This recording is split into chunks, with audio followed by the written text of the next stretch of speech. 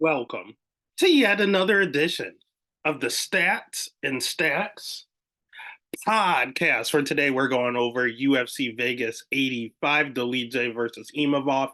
First things first, make sure you give this video a like, hit the subscribe button, give a follow over on Twitter, over on TikTok, over on Instagram, wherever there's social media. There is the Stats and Stacks podcast. Both our dogs hit last week. We did unfortunately have one of our locks lose. It was a very questionable split decision that went against Series CD, but it is what it is. That's we hit Sean Woodson on a split, so it evens out. We were one win away, one Sean Strickland win away from hitting a PRP. We had 12 of the 13 going, and unfortunately, Sean Strickland did not come through for us. Good news is I'm always team head, so I put a shit ton, a few hundred on, or a few units on freaking DDP. So it was a win-win scenario. It was a fun fight to watch, and our glory play hit. 33-1 Neil Magny in round three. I didn't know if he was going to sub him. I didn't know if he was going to TKO him, but Mike Malott always fades. Neil Magny never does. It was destined to happen, and it fucking hit. It was a profitable week, and then we had to take a week break. So I have been itching to get back into the UFC game. There's no more really NFL betting.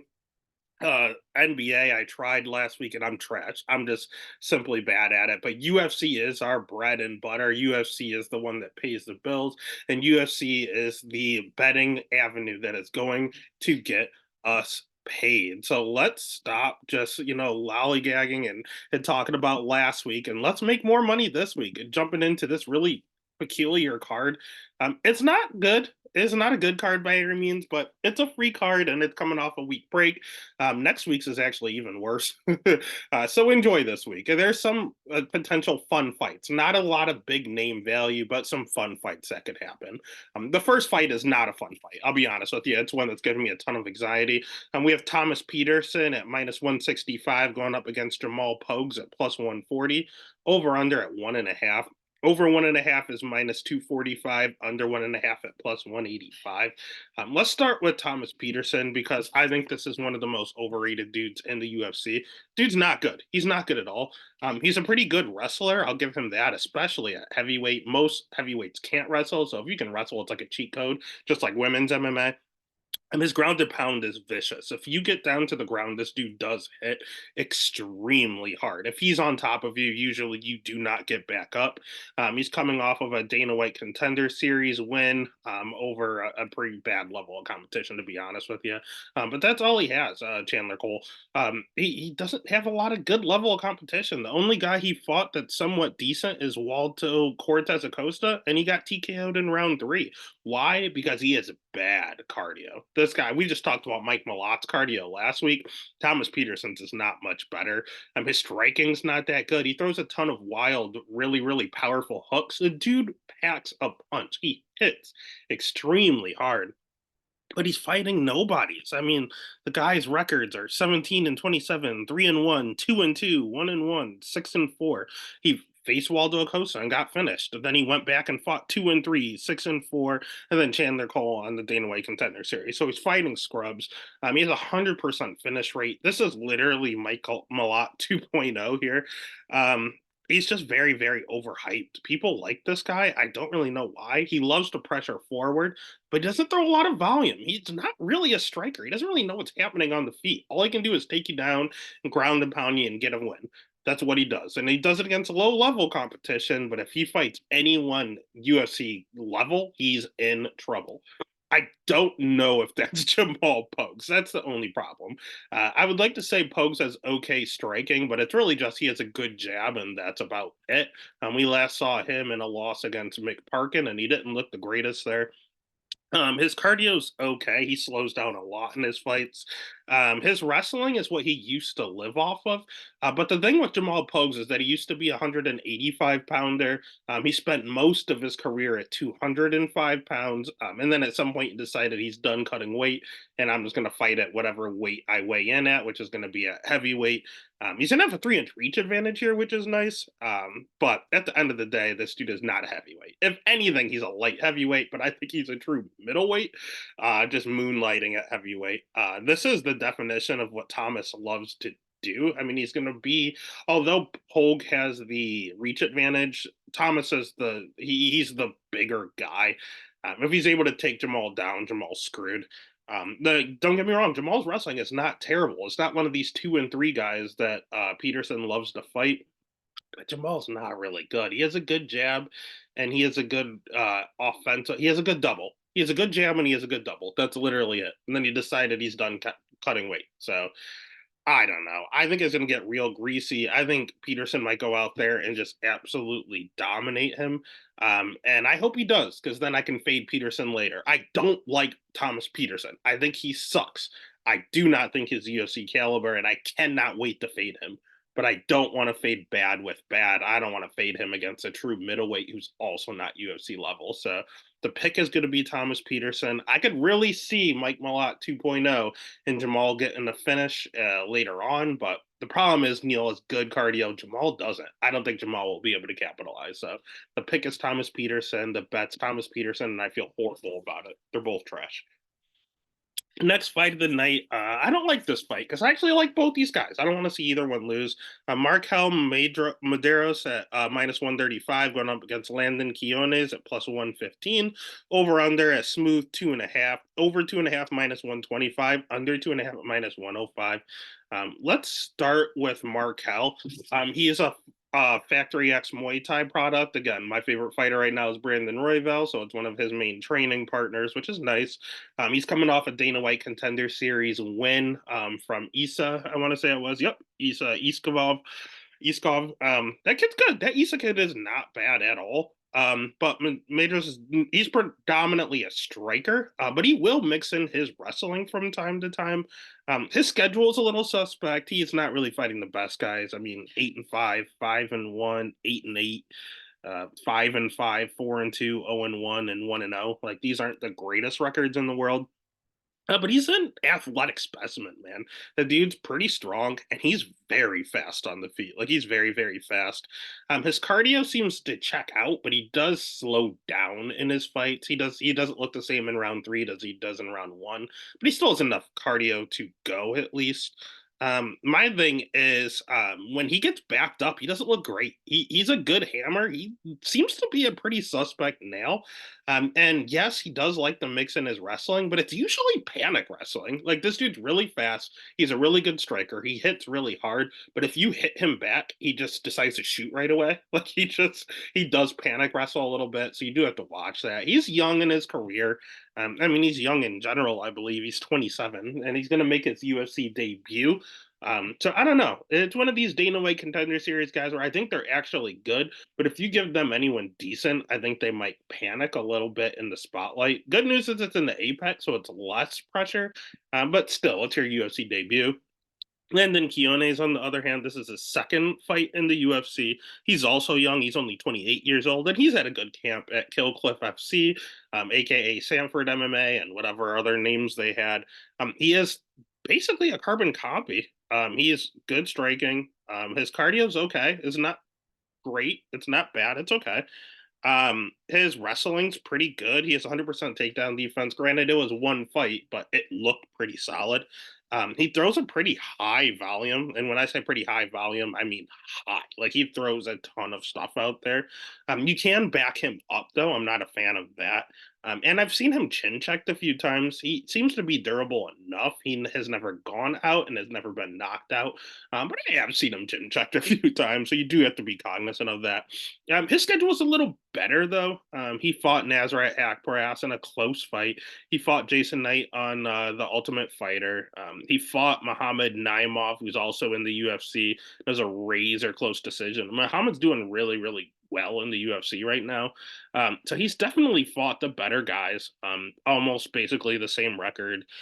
These guys are basically carbon copies of each other. Only difference is, I don't know. I think Medeiros is a little better when it comes to power. But Keanu's throws more volume. This has split decision written all over it. I will probably bet the split prop. I just don't know which side to choose. There's money to be had here, and I think there's going to be the closest fight on the card. I think there's going to be a good scrap. It's probably going to go to decision. If anything, I'm going to bet the over. But if you're really trying to make some money, I think this is going to be a split decision. I'll go ahead and pick Keones just because he has a UFC experience.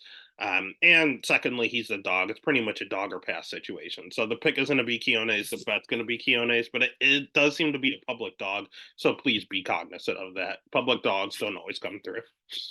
Next fight is one I was really excited for. We have Julija Storlyarenko at minus 130 going up against Luana Carolina at plus 110.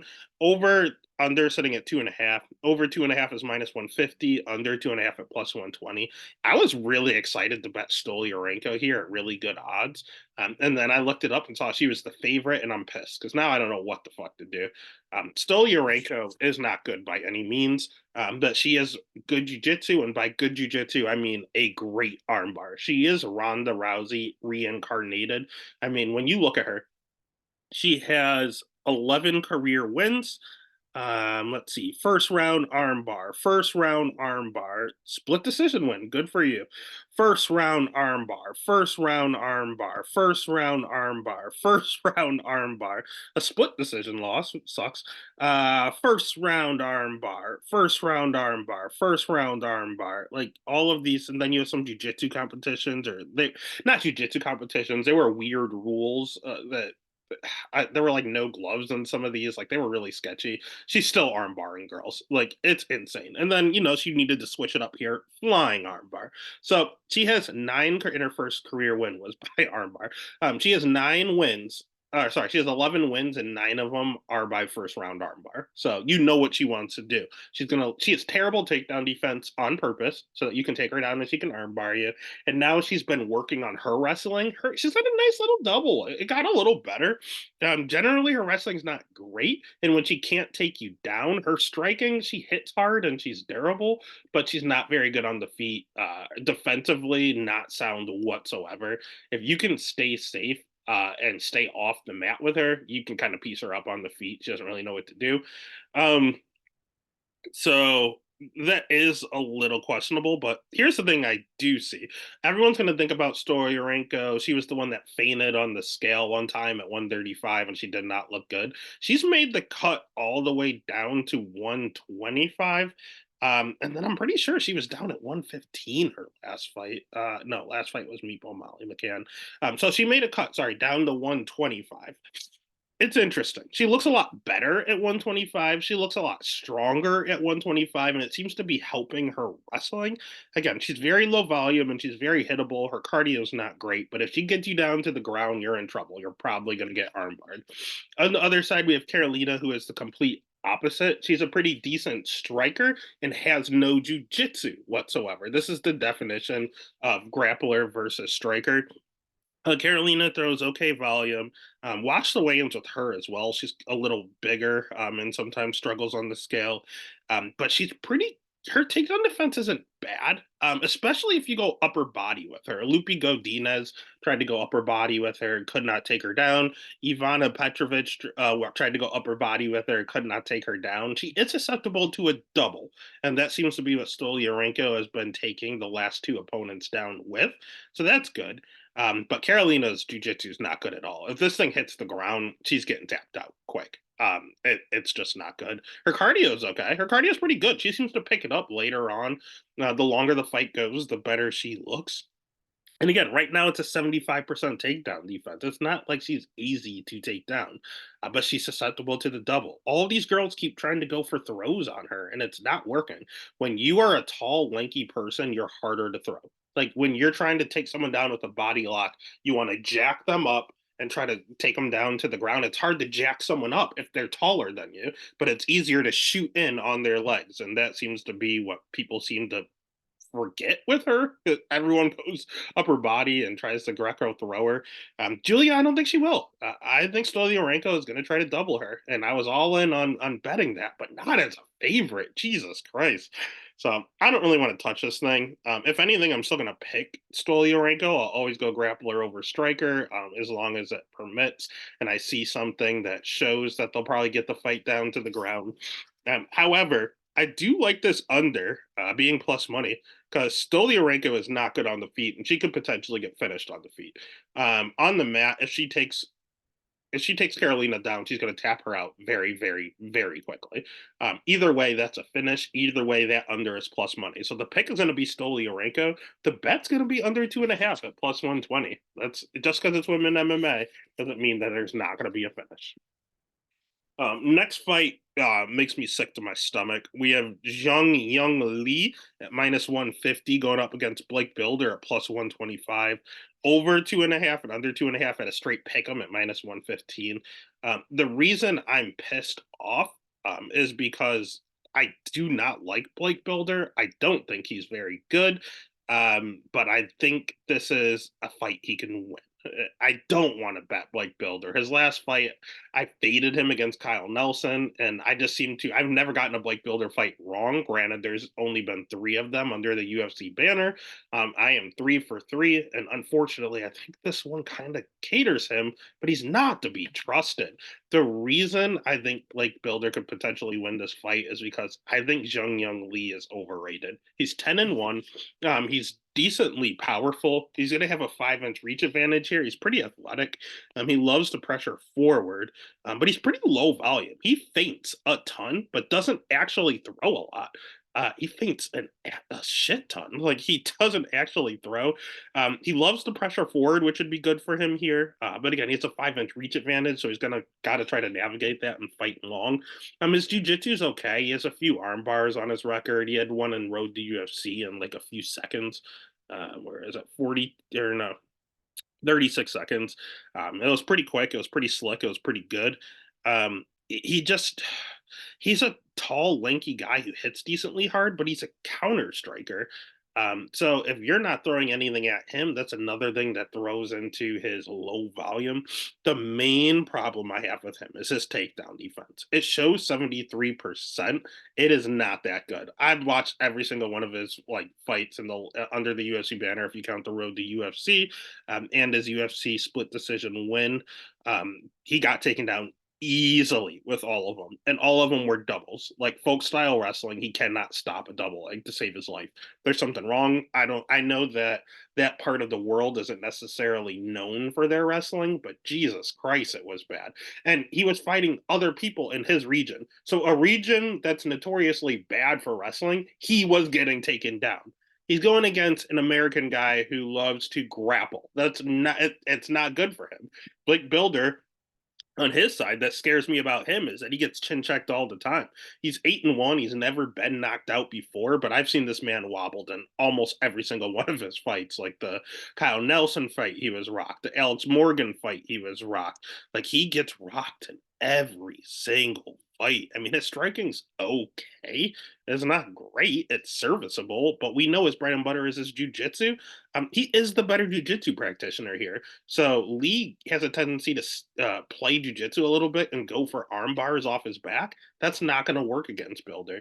And Builder only has one takedown in the UFC. He's not the greatest wrestler. He has a wrestler's build. He's short, stocky, powerful, looks like a wrestler, and he tries to wrestle, but it's just he's not the greatest at it. You don't have to be great to take down Lee. So if you're the better jiu-jitsu practitioner, your wrestling is okay, and you're going against someone that can't stop a double, sounds like you're going to take him down and just kind of lay and pray on him. And that's what I think is going to happen. I think it's going to end up being Builder by decision. The main thing with Builder is that he never wins round one. He's always a slow starter. So I definitely think this is a live bet situation. If Lee comes out there and just chins him in the first round, you stayed safe. If Lee does not get that finish, if Builder wins this, he always loses round one. Like he may try to strike, get outstruck, and then decide, well, I'm gonna wrestle the next two rounds and get the win that way. And you're gonna get great odds there because right now he's too short of a dog for someone who starts slow and has a suspect chin. I want him to shoot more, and I think he's gonna have to get popped in the face and rocked. This sounds crazy. It sounds absurd, but I kind of want Builder to get cracked round one. I don't want him to go out. I just want him to get rocked round one so he realizes he has to keep shooting. He gets very discouraged. If he shoots, he can't get the takedown. He just stops shooting and starts striking with you. I don't need that. I need him to get cracked badly so he decides I'm not doing this. I need to wrestle. And if he puts that in his mind and he continues to chain wrestle, he will get Lee down and he will be able to win this fight. So God, betting on betting on someone you said you never want to back with a bad chin and you want them to get cracked is sheer insanity. But the pick is going to be Builder. The bet is going to be Builder. I don't feel good about it. All right, next fight is more grease here. We have Demba Garembo at minus 250 going up against Pete Rodriguez at plus 205. Over under at 1.5, over 1.5 minus 105, under 1.5 at minus 125. Let's start with The Rock sponsored Demba Garembo. If you remember The Rock buying this guy a house, this is the guy he did it to. Demba has okay wrestling. He's at MMA Masters over with like Colby and when Mike Berry was there. He has a 4-inch reach advantage. He has pretty decent wrestling. He's a long, lanky guy, and you would think that he's pretty fast twitch. You would think he'd be a really good striker. Dude wants to wrestle and grapple. Most of his wins are by submission. Um, Very low volume on the feet. His cardio is not good. He slows down a ton. And he has nothing off of his back. If he wants to take you down, and he wants to play jujitsu, but if you end up on top, he doesn't get back up. Like he's not a threat on the ground. He's not a threat off his back, I should say. Like he just kind of lays there. He doesn't have a lot of urgency to get back up. He just loses. And even when he is on top of you, he is definitely position over submission. But when he goes for it, he seems sloppy. He always rides really, really high and gets thrown over the top. Like it's just not good wrestling. Like even if he has a good double and gets you down eventually, and he will chain wrestle until he gets you down to the ground, you can get on top of him. And when you do, he can't get back up. It's weird. He's not a good fighter. He's a very, very, very bad fighter. He was able to take out Takashi Sato. Again, that region of the world are not good at wrestling, and that's what he did. Rinse and repeat. Take him down, stay on top. And this dude was gassed in round three. He had nothing left. Like he was so tired, but he banked the first two rounds and just held on for dear life. If he fights anyone decent, if he fights anyone with a good get up game or anyone with good takedown defense, Dumba's screwed. He's going to get chinned, and he's been knocked out before. He's going to go out cold. Here's the problem with Pete Rodriguez. I have absolutely no idea if he can sprawl. I have no idea how his wrestling is. I have absolutely no idea how his cardio is. The reason is he's only 5-1, so he's very inexperienced. And out of his 5 career wins, round one knockout, round one knockout, round one knockout, round one knockout, round one knockout. And not only are they all in round one, a minute 25 seconds, 10 seconds, 40 seconds, 2 minutes and 20 seconds, 1 minute and 30 seconds. Like this dude's not fight. His longest fight has been 2 minutes. Like I have no idea if he has good cardio. He's never fought past 2 minutes. I have no idea if he has good wrestling. No one had a chance to try to take him down. So I have absolutely no idea. Word is that his jiu-jitsu is not terrible. I heard it's pretty decent. I hope it is, especially going against someone like Demba. My biggest thing is that he trains at the MMA lab. The MMA lab are, you want to talk about carbon copies, they all fight the exact same way. You have the champ and Sean O'Malley. You have Kyler Phillips. You have we just saw Marcus McGee. We just saw oh god, Mario Batista. They're all tall, lanky, have really good striking, are sneaky good on the ground. Like they don't really initiate, but they are good on the ground when you get them down there, and they're tough to take down. Marcus McGee, 100% takedown defense. Mario Batista looked great in his last fight. I bet against Mario because of his wrestling. Looked phenomenal. Sean O'Malley, not the greatest. Peter Yan took him down like 6 times, but still was able to get back up when he got taken down. Like they do not just play around on their back. Kyler Phillips, pretty good takedown defense. Like all these guys are great strikers with good takedown defense and decent jiu-jitsu. Every single one of them. Do we know if Pete can do that? No. We do know Pete has a ton of power and Dumba's chinny. We do know Pete has a very suspect schedule, but so does Themba. Now Pete is taking this fight on short notice, and he probably is a 155-pounder. He tried to make 155 and had weight cutting issues, and now he's taking this on short notice up at 170. I don't like that. But he does also throw a lot of body work, and that's really bad for like tall, lanky fighters. They're a little more susceptible to the body. So everything Pete does on the feet is what hurts Themba. And we have no idea if Pete's going to be able to keep it on the feet. But I do see these odds, and I see Pete as a plus 200 dog. We don't know. And I'm going to go ahead and flirt with the unknown. Why not take the shot? This could have been the best money. My first thoughts are the girl later on in the card, Natalia Silva. We had no idea if she got any better or not. She was a plus 200 dog against Jasmine Jasdovicius, and she killed her. It was the greatest value. If they ran that back, she'd be a minus 400 favorite. This could be the same scenario. If I don't physically know, but I see a route, I'll take the shot. Let's make money early. So the pick is going to be Pete Rodriguez. The bet is going to be Pete Rodriguez, and probably Pete by KO, to be quite frank with you, to juice it up even more. Next fight of the night, we have a good one here with Charles Johnson at plus 170 going against Azat Maxim at minus 205, over 2.5 minus 270, under 2.5 plus 200. I'll be honest with you. I liked Charles Johnson when he came into the UFC, but he might be a little overrated. He's a little overrated, overhyped in my opinion. He has good striking. He has really good cardio. His nickname is Energy because the best part of his game is his cardio. He's rocking a 62% takedown defense. That's the worst part of his game. If you want him down, you take him down. His jiu-jitsu is not bad. It's okay. He's never been finished. He's rather durable. Never been knocked out. Never been submitted. He's good everywhere. He just doesn't have a ton of power. He has pretty good volume, and he's a decent get-up game when you get him down to the ground. But he just doesn't have a ton of power. He just has to out-volume you. That's all he can do. And if he does start taking advantage of you, if you have the cardio, you can just take him down, and that's it. Like he can't stop it. On the other side, we have Azat Maxim, who's the complete opposite. I think he's being underrated here. He's 17-0. He came in as a massive favorite in his UFC debut against Tyson Nam. The problem is it was a very close, very, very close split decision win over Tyson Nam. Tyson Nam is 90% takedown defense. He has been historically hard to take down. He is like the second best takedown defense in the UFC. Like it's very hard to take down Tyson Nam. He got him down twice. He has good wrestling. It's just Tyson Nam forced him to strike, and Azat is a good striker. He is a decent striker. It's just he's a better wrestler and grappler. Again, he's from this little area. God, I don't know. I can't think of this flag right now. Where Sergey Murzov is from, where Shavkat is from.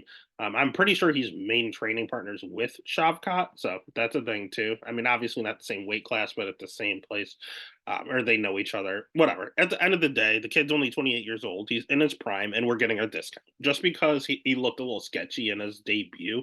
It was a very, very, very tough matchup on short notice. And they gave him Nate Maness. Nate Maness is the people they gave like Umar Nurmagomedov Nate Maness. They gave Tagir Uliambukov Nate Maness. Like they give you Nate Maness to gauge and see how good you actually are. He's a little hittable. I don't like that. He's very hittable actually, but he's 17-0. He has nothing wrong with him. He has good cardio. He has good wrestling. He has good jiu-jitsu. He has good striking. He's literally good everywhere. He just has a little lower volume. I wish he threw a little more and that'd make him a little less hittable. But at the end of the day, we're getting good value. Charles Johnson's taking this fight on short notice. I don't think that matters for him because he has such good cardio, but If this fight is on the feet, I think it's pretty close. And if Charles Johnson is fighting someone that keep it really close on the feet and take him down at ease, he's in some trouble. So the pick is going to be as at, the bet's going to be as at, and I think he's going to make it look pretty easy. And that the odds makers can go back and say they fucked up with this line. Next fight is one I keep going back and forth with as well. We have Molly Meatball McCann at minus 280 going up against Diana Belbita at plus 225. Over 2.5 is minus 270. Under 2.5 at plus 200. Let's start with Molly Meatball. She's on a 2-fight skid after the big hype train around her and Patty Pimblett. The main problem with her is that, first of all, she fought Erin Blanchfield. That was a setup fight. Then she fought Stoliarenko, who we talked about earlier, who got her down and armbarred her in round 1. Like, it is intense. I don't understand how Stoliarenko does it. How about Meatball Molly? She's a British boxer, but she has sneaky good wrestling, and she will mix it in. We saw it against Ji Young Kim. We saw it against her opponent this week in Diana Belbita. Meatball has good cardio, good striking, really high volume. Will mix into wrestling if need be. Her jujitsu's okay. It's getting better and better. Again, she's coming off of 2 straight submissions, but again, those are 2 high level black belts, so she shouldn't be down there with them. And she's fought the better girls. She's fought a really, really tough schedule. I mean, Ji Young Kim, Erin Blanchfield, even Stoliarenko, if you will, Luana Carolina. She fought Tyla Santos, Ariana Lipsky, Jillian Robertson. Like, she's fought the who's who of 125. She's good. She's a good generalist. She's 33 years old. She's about to start leaving her prime, but she's still at a good age. Everything's good about her. Nothing wrong with Meatball Molly. Diana Belbita, on the other hand, I expected her to get much better. She was 22 when she came into the UFC. I was waiting for the improvements, and she could get really, really good. Lipsky seemed to do it. Diana just hasn't. She hasn't gotten much better, to be honest with you. She throws a ton of volume. I'll give her that. But her jiu-jitsu is a little questionable. She's been submitted a few times at the UFC. She's rocking a 42% takedown defense. It's not gotten any better. If you want her down, you can still take her down. She'll have a 6-inch reach advantage, which is pretty nice here. And her striking is not terrible. She loves the move forward, which seemed to give Molly a little bit of problems the first fight. But Belbita's pretty hittable. And you don't have to worry about her throwing any kicks, any head kicks, knees, leg kicks. She only boxes. She throws a 2 or 3 punch combination. That's it. That's all she does. Over and over and over, rinse and repeat. Her cardio is okay.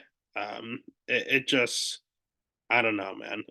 Her schedule is a little suspect too. When you really look at it, Karolina Kovalevich, she's good, but she's like 38 years old, like literally. Maria Oliveira is not good. Gloria DePaula is no longer in the UFC. Hannah Goldie is no longer in the UFC. Luana Jojua is no longer in the UFC. And then she got killed by Meatball Molly. Like, those are her UFC fights. That's a little questionable. I don't know, man. Anytime she fights someone UFC caliber, she seems to find a way to lose. And honestly, crazy enough, their first fight in the UFC, which again was her first ever career fight in the UFC, it was 5 years ago, and Meatball almost submitted her like 5 times. She kept doing standing arm triangles on the mat. Like, her jujitsu is not good, and Meatball was fishing for submissions for some strange reason. Is she gonna do it again? I don't know. I know she took her down with ease, so why would you not do that again? Is Balbita going to be ready for it this time? Probably. But does that open her up on the feet then? Because Meatball throws a ton of volume. On the feet, Balbita had her moments. It was very close on the feet. Like, it was 50-50 on the feet. But the difference was the Meatball takedown. Has Diana's takedown defense improved enough to take that ripple out of Molly's game? I don't think so. I think if she gets her down, she'll keep her down again, and it only takes one. So the pick is going to be Meatball. The bet's going to be Meatball. The line is off. She should not be minus 280, but I do think she still gets the W. All right. Next fight of the night. We have Gilbert Urbina at minus 205 going up against Chuck Buffalo, Charlie Radke at plus 170. Over under at 2.5. Over 2.5 plus 125. Under 2.5 minus 160. Let's start with Gilbert Urbina. I like him. He has a 3-inch reach advantage here. He has good jujitsu. He has He is okay striking. He has pretty decent wrestling. It's pretty good wrestling. He has 2 losses, and they're good losses. He lost to Brian Battle, who's not terrible, and he was up a weight class on a week notice, so no problem there. And then he lost to Sean Brady, who's an absolute killer, and he was like 20 years old. So those are not bad losses to have. He doesn't have like great wins by any means, but no bad losses at all. His 2 older brothers were both UFC vets, so he's been around the game forever, and he's been training with his brothers since he was a child. Kind of like a Nate Diaz ordeal. Nate ended up getting pretty good because he was training with a UFC caliber brother every day since he was a kid. Same ordeal here with the Urbinas. He has pretty high volume. He can slow down a little bit in his fights. Again, he did slow down more in the we saw it more in the middleweight action on short notice against Brian Battle. I saw it in what in the Sean Brady fight as well, but Sean was just it was a lot of grappling, and that'll make anyone tired. And there's a lot of bridging, trying to get up. Like there was a lot going on there. So I've seen him tired before. There were reasons for both. So his gas tank, we're going to put a little asterisk next to. I don't think it's too bad. Also, his chin. I've seen him rocked a few times, and he got knocked out on the Ultimate Fighter. Granted, again, that was at 185. He's a true 170 pounder. So, again, he might be a little chinny. He might have a little cardio issue. There's asterisks next to both because we're just not certain, contingent on the circumstances. On the other side, we do know Radke has bad cardio. We've seen it over and over again. He has good jujitsu. It is pretty decent jujitsu. I was surprised to see that he was only a purple belt, but that seems to be his bread and butter, what he wants to do. His jiu-jitsu's not bad. His wrestling's, it's okay. I've seen it look okay in some fights, and I've seen him struggle against Blood Diamond in other fights. Very questionable. He seems to hit decently hard. I will give him that, but he's very low volume on the feet. He also used to fight at 155 for a while. He's now at 170. But his biggest thing is his chin and his cardio. So this could be an issue of who hits who first or who can outlast the other. And I just cannot get that Blood Diamond fight out of my head. I had to rewatch that, and it looked even worse. God, Blood Diamond's not UFC caliber, and Radke struggled. They brought him in at 33 years old.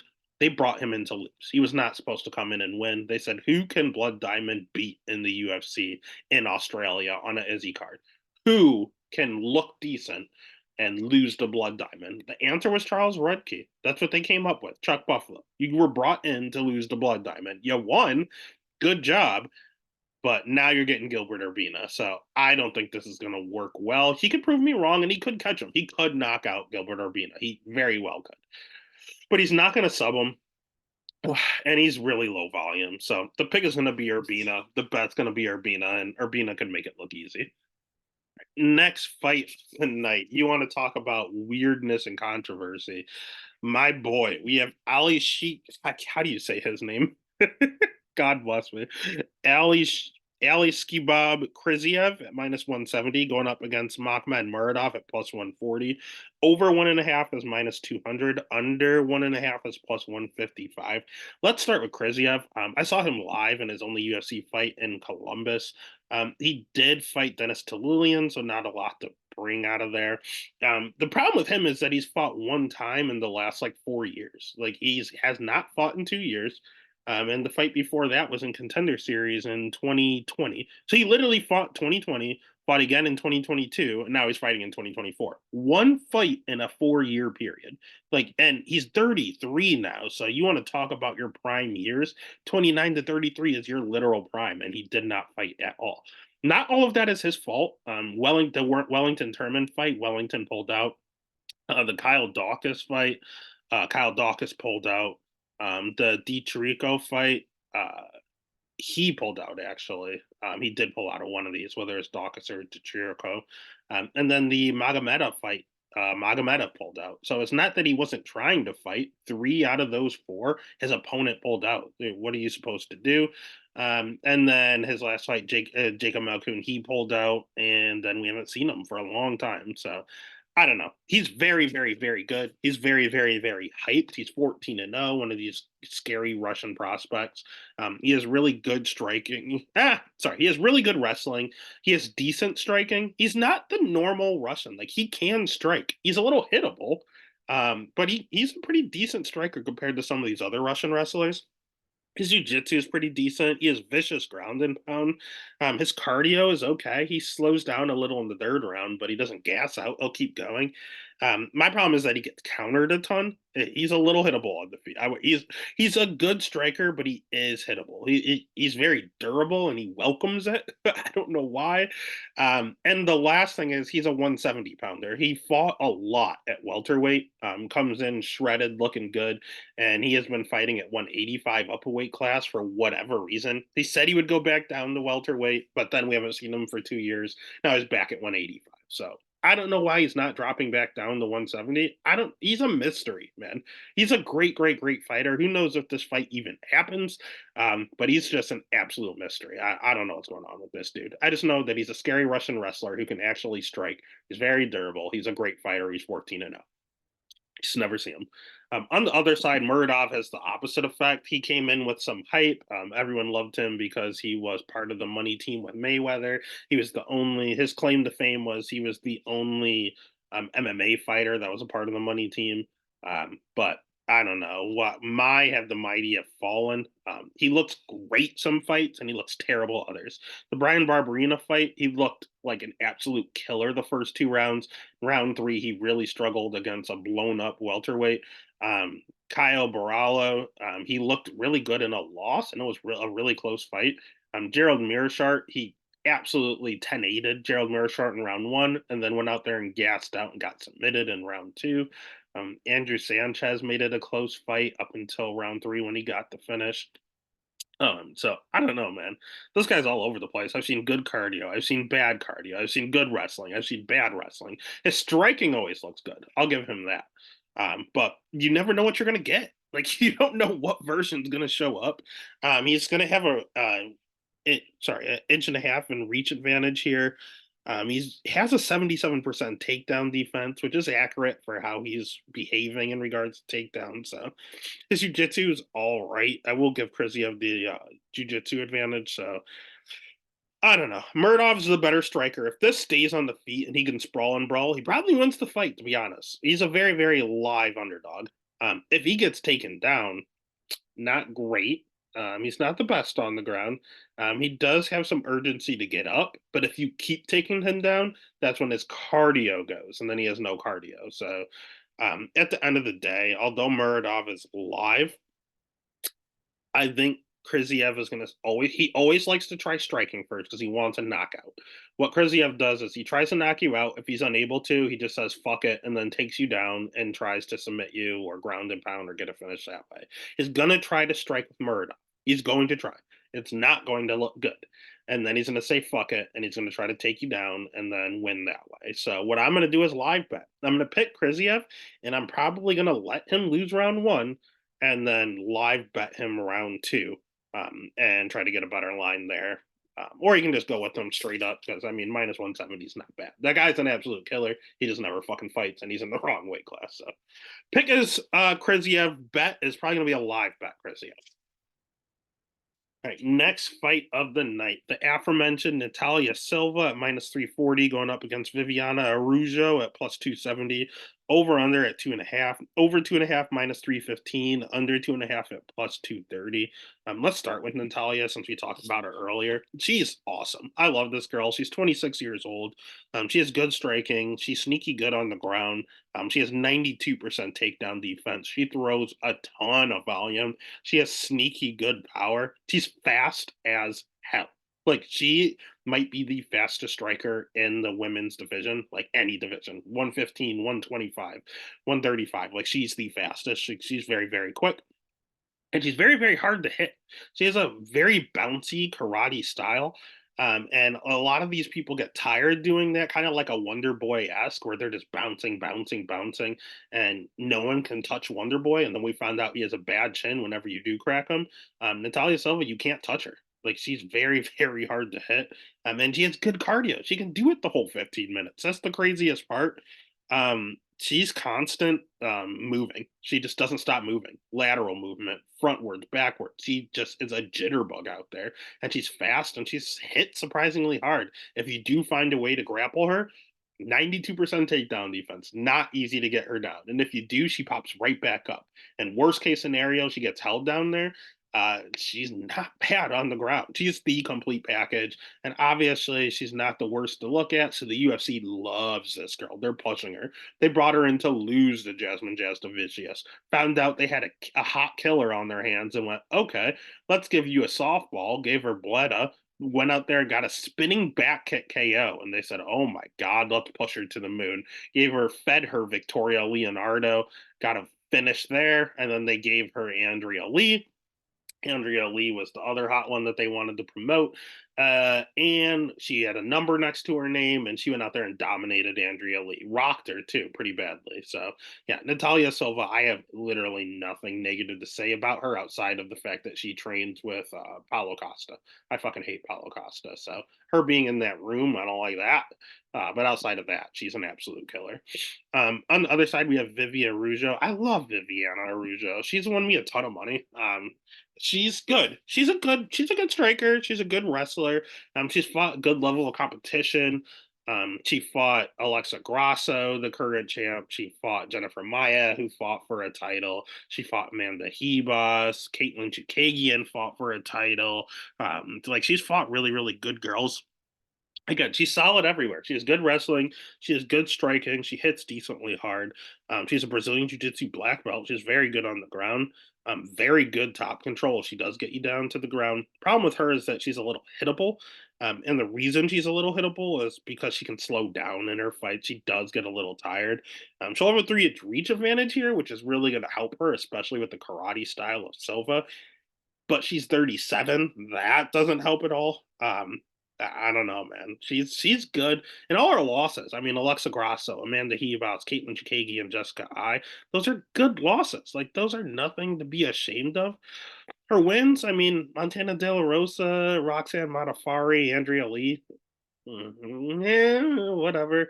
Jennifer Maya fight was relatively close here, even though it just says unanimous decision. So she loses to the title challengers and she beats everyone else. What is Natalia Silva going to be? I think Natalia Silva is going to be too fast. Man, she is fucking fast. Like I can't wait for anyone that's never seen her fight before. It's fun. Like, she's just fucking fast, dude. So I'm gonna pick her to win this matchup, especially a 26-year-old against a 37-year-old. The pick is gonna be Natalia Silva. The bet's gonna be Natalia Silva. I hate the line, but she has sneaky power. I don't want to bet the over under with her inside outside the distance.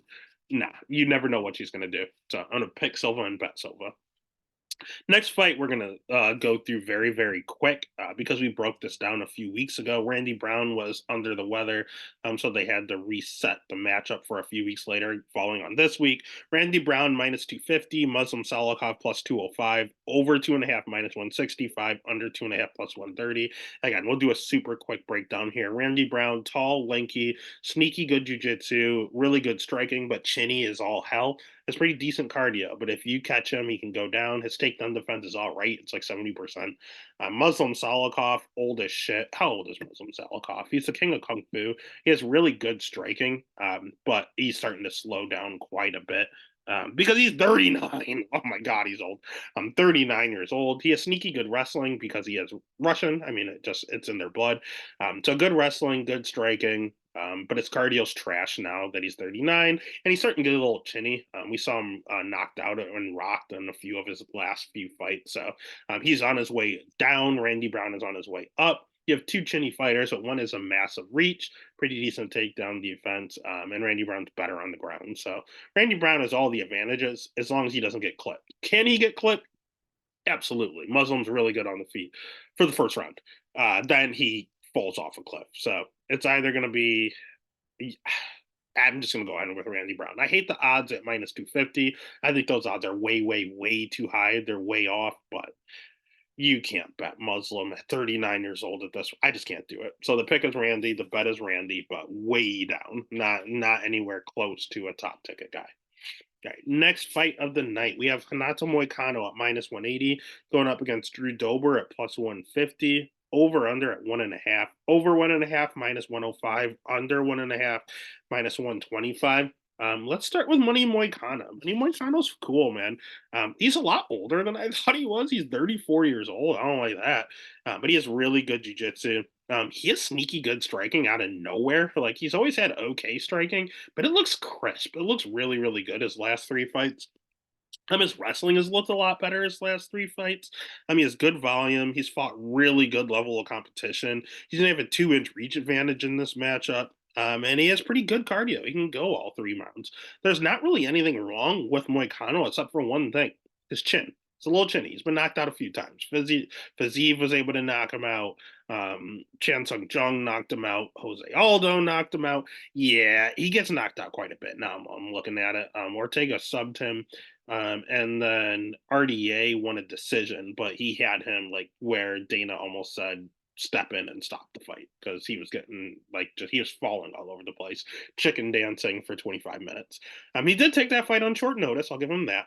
But I think the key to Moicano looking really, really good as of late and being able to withstand that RDA beatdown, it's the fact that he's up at 155. Again, he was fighting Demir Hazovic and Rafael or not Rafael Fiziev. He was fighting Chan Sung Jung, Jose Aldo, those Cub Swanson. All of those are at 145. Okay, 155. Fiziev just hits like a truck. It is what it is. He was able to knock him out. Outside of that, he hasn't been knocked out since. And he looks good. He looks really good. His wrestling looks better. I think it's him going up made him a better fighter. He should have been at 155 the entire time. He looks 10 times better. It's just he's 34, so he's on his way out. Good news is he's fighting Drew Dober, who's 35, so he's just as old here. Money Moicano better wrestle because Drew Dober has the most knockouts in lightweight history. Dude does not look intimidating, but the dude cracks. He hits very, very hard. He has really good striking. He has a ton of power. He has good volume. He has pretty decent cardio himself. The problem with Drew is that he has 56% takedown defense. Granted, it's against really good wrestlers. Like he's fighting Islam Makhachev. He's fighting God, who else took him down a few times? Terrence McKinney took him down a few times. Terrence McKinney's a good wrestler. But Neil Dariush is a good wrestler. Like, OAM is a good wrestler. So, yeah, he has 56% takedown defense, but these are top of the food chain level wrestlers. His jiu-jitsu, though, very questionable. When you look at his losses, yeesh. Let's see. Decision. Let's go back into, he has a ton of fights. He's really old. Let's go to his UFC fights. OAM loss was by submission. Benil loss was by submission. Islam loss was by submission. Brad Riddell loss by decision. And then he got knocked out for the first time against Matt Frivola. So at the end of the day, he has like 6 UFC losses, and 4 of them are by submission. He has an Achilles heel. If you're good at jiu-jitsu, you can get him out of there. That's Moicano's best part of his game is his ground game. Someone at the Die Hard MMA podcast, shout out Clint, they called Moicano, was it off-brand Charles Oliveira? That's basically what he is. He went up a weight class from 45 to 55. All of a sudden, his chin is holding up, his striking looks better, and his wrestling looks better. And if he does get you down to the ground, he submits you. Like he is literally Walmart Charles Oliveira. He's good, man. And he got a personality out of nowhere. Now he has a podcast. He calls himself Money Moicano. He's a cool dude. I think Dober could probably put him out. And I think if he takes Dober out, he's going to sub him quickly. So I'm going to pick Moicano because he's on the feet. It's pretty close. I'll give the advantage to Dober, but at least it's close. On the ground, it's not. And either one can finish either one. So I'm going to actually take the alt line and I'm going to take the under 2.5 and make that almost guaranteed money. So the pick is going to be Moicano. The bet's going to be the under 2.5. Let's just up that line a little. But then that takes us to the main event. If you haven't already, hit the follow button, hit the subscribe, give a follow over on Twitter, Instagram, TikTok. Make sure you give a follow to the Stats and Stacks podcast. We have Roman Dolidze at plus 140 going up against Nasruddin Imavov at minus 165. Over under is at a surprising 2.5. Over 2.5, minus 166. Under 2.5, plus 130. Let's start with Roman Dolidze. This dude is elite on the ground. He is really, really, really good jujitsu. His wrestling's not great. I'll be honest. His wrestling's not good at all. His striking, not good. He spams overhand rights, and he is very low volume. The good thing about him is that he hits like an absolute truck. Like this picture here is him at 205, and now he's been fighting at 185. He's fought as high as heavyweight, so he has done a literal Jared Cannonier, and no one talks about it. He was at heavyweight, dropped down, and fought a lot of fights at 205. Went down to 185, and is knocking and finishing everyone out. That's exactly what Roman is doing. Roman and Jared Cannonier are the exact same thing. Only Dolidze also has a Brazilian Jiu Jitsu black belt in his back pocket, and that's actually the best part of his game. We would see it more if he could wrestle. He's just not a great wrestler. I mean, he's 35 years old, but he's from Georgia, the country, so that basically makes you impossible to knock out. This dude's durable as fuck. His IQ is a little questionable though. Like sometimes he does have people on the ground and he's talking to his corner, asking if he should submit him or knock him out. Like, dude, if you're that good on the ground, just get on the ground and finish it. Like, stop talking to your corner, stop talking to your opponent. Like, let's just do it. Not only is he a color in the octagon, he's a killer in the octagon outside of the octagon because he's a lady killer. He's the one that stole Cheyenne Vlismus right from under JP Bays, said, I got you, baby. Fuck JP, stay with me. And sure enough, she did. So the man's awesome. He's cool inside and out. He's a cool guy. Um, I wish he threw a little more than just power hooks. And I wish he set things up. He just throws it and spams that right hook over and over and over. And I wish he wrestled because this guy is so good on the ground, but we'll never see it because he doesn't wrestle. On the other side, we have Nasruddin Imavov, where I don't really have a good read on him. He's a good striker. He has pretty decent volume. He's pretty durable himself. His wrestling's not bad. Again, he's Russian. It's in their blood. He moved over to France, but he's from Dagestan. So again, it just happens. He's only 27, so he's entering his prime. We're going to see the best Imavov. The thing with Roman is that he slows down in his fights. So does Imavov. Imavov doesn't have a great gas tank, but we've seen him go 5 rounds before. He went 5 rounds against Sean Strickland. Now that was also at 205, so I don't know if that helped or hurt his cardio. I don't know. We're gonna see. This is Roman's first time scheduled for 5 rounds. He's just Imavov is a really fast starter. He always wins round one. Like we saw it against Buckley, we saw it against Curtis, we saw it against Sean Strickland, the former champ. Like the dude goes out there and always wins round one, and then he seems to slow down in his fights. So um, I don't know. He does throw everything straight down the middle. So he should definitely piece up Roman the first few rounds. As Roman's spamming his overhand rights, he's going to have one coming straight down the pipe that's going to connect with him over and over and over. This guy calls himself the sniper in Nazarene, but he's not knocking anyone out. I mean, UFC, he's not showing any power. Chris Curtis didn't knock him out as an eye poke. Sean Strickland couldn't knock anyone out. Joaquin Buckley has a glass jaw and is now at 170, but he couldn't knock him out. Edmund Shabazian, he finished him on the ground with the crucifix, so it's not really like a knockout. He did finish Ian Heinisch, but it was a knee. Uh, yeah, I guess I'll give him that. I have another one there. Phil Hawes, we know, has a glass chin, like the worst chin in MMA history. Couldn't knock him out. Jordan Williams is also a diabetic welterweight. Could not knock him out. So yeah, he calls himself the sniper. Had a whole bunch of knockouts on the regional scene, but then he got up to the big leagues and has one knockout, and it's over Ian Heinisch, who's now cut. So I don't know. I don't think he's going to be able to knock out Roman. But Roman hits really hard, but Nasruddin doesn't seem to go out. They're both durable, but they both have bad gas tanks. So I don't know how that looks. Going into, I think Imavov is going to be up the first 2 rounds, and then I don't know what's going to happen. So your guess is as good as mine. What I'm going to do is not pick a side. If anything, I'm going to pick Roman just because at least he's better on the ground too. But If anything, I'm going to take the over. Both these guys are durable as all hell. So why pick a side when you can just pick a number? So the over 2.5 is minus 165. That's good value. So the pick is Roman. The bet's going to be the over 2.5. And that's UFC Vegas 85. Listen, the main event's a little weak. There's not a ton of name value, but there are some fun fights on this card. Just pay attention, watch it, have fun. Know it's a little early. I think it starts at like 4 o'clock or something like that. We made money the last event. Let's make even more this week. Let's get it.